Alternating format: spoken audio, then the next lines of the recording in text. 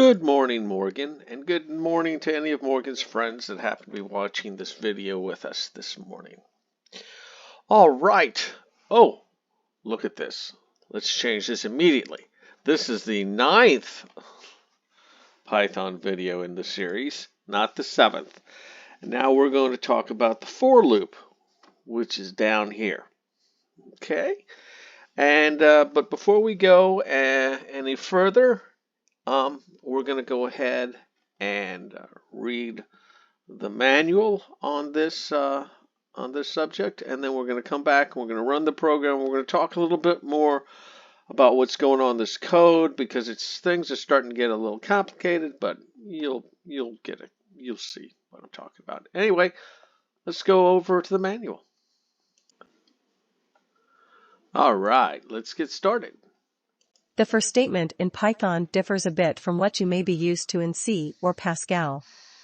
Rather than always iterating over an arithmetic progression of numbers, like in Pascal, or giving the user the ability to define both the iteration step and halting condition, as C, Python's for statement iterates over the items of any sequence, a list or a string, in the order that they appear in the sequence. For example, no pun intended. #measure some strings. Alrighty then, let's go take a look and see what's going on here.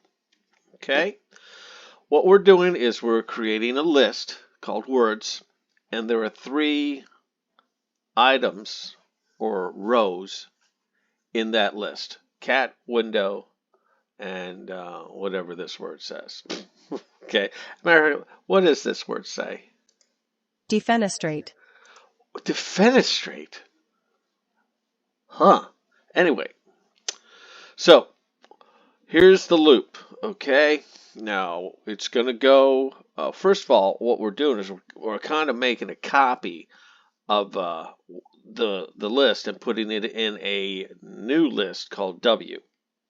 Then we go to the print statement. We're going to print the item in the W, and because it's iterating through, it's going to do this for all 3 of these things. All right, and then it's going to take the contents of that iteration, and it's going to tell us what the length is, how many characters are in the word, because it's a string. And you see the output here. Okay, now let's go to the next part, and things are going to get a little more complicated. Code that modifies a collection while iterating over that same collection can be tricky to get right.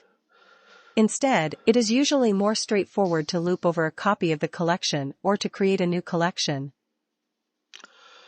All right. Now, there's a mistake in this code, in the document. It's leaving us out what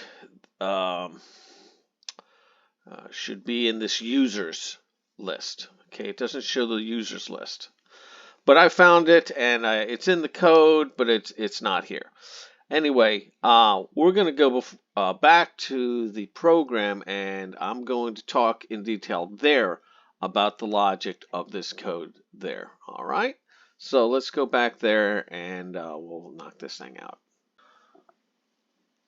All right, and we're back in the code. Now, here's what the users list looks like. And what I'd like to point out to you is that it's actually got 2 columns to each row in the list. So it's 1, which is, I guess, the user ID, and then a status on whether it's active or inactive. Okay? All right. Now let's go over here, and what we're doing is we're actually making a copy of that. We're going to make a copy of users, and it's going into parse it into user for the first bit and status for the second bit. Okay. Now here's a little cool trick. Okay. Let's hover over users. It goes like, okay, this is a list. It's got 2 bits, an integer and a string. And what do we want to do with it? Oh, we're going to make a copy. Okay. And oh yes, and bring all the items over. Okay. See that? And then it's going to go through, it's going to iterate through the list, and it's going to check on whether or not the status is active or not. And watch this. And if it says this resolves as true in the test, then it's going to execute this little bit of code. And what does this code do? It's going to say delete from the users list whatever this user value is. Okay, so it's going to go like, hey, this is 1. Let's go back here. Where's the which member of the list has a user of 1? Okay, this one. Okay, let's get rid of it. Okay, and we'll see that in the output. All right, and this code does the same thing, only you have created a blank list before you go in and run the code. Okay, and as you can see, it simplifies the for statement quite a bit, because here we don't need to use the copy function, okay, because we've already done that here. So we can omit that, and sure enough, look, there we go. What's the status? Oh, it's going to be a string. What's the? Oh, it's an integer. Do you understand that? Now, we'll go ahead and we run the program, and it says, is the status equal to active? And then it goes like, okay, in that case, we're going to take that item and stick it in this new list. All right? All right. I know it's really complicated. Let me just pause over the code so that you can look at it. You know, freeze the frame. Freeze the frame. All right. And with that, let's go ahead and run the code and see what happens. Bum bum bum bum bum bum bum bum bum bum bum bum bum bum boom! Oh, it blew up. No, it didn't. All right, let's go over to the output and take a closer look, shall we? All right. And here we are in the output. All right. So we ran the code. Here's the output, and I went ahead and put some displays in there so we could make sure that what we get is what we were expecting, and we do. Now let's go ahead and look at the result of those other 2 for loops that we did in example 2. All right, here's the here's what's in the first one, the users list, right? It goes through that code and it deletes the member that it said was inactive. All right, and here's the output. This is what you get back after you run through that, right? Now let's go and let's take a look at the next iteration.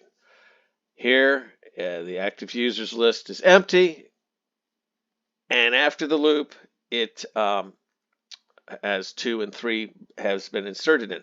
But what I didn't show is that the users the users list at this point should be intact, right? Unfortunately, if I put a display in there, it wouldn't be intact because the inactive got deleted in example 1. So what I should have done to really show this example is I should have recreated that that users list, so I could show you how it affects it. So the point is, on the second for loop in example 2, what you get at the end is you'd still have a clean copy of the original list, and then of course the one that you manipulated. So you might want to do that if you need to use that original list over again later. All right, and with that, that's the end of video 9, and enjoy your day, princess.